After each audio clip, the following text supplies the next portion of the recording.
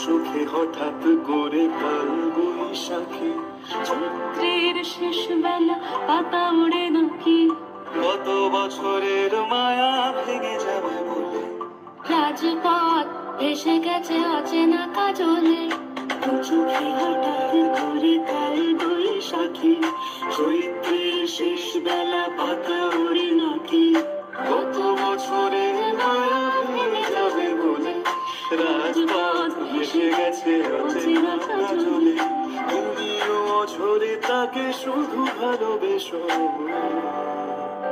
এসো হে বৈশাখ, এসো এসো, এসো হে বৈশাখ।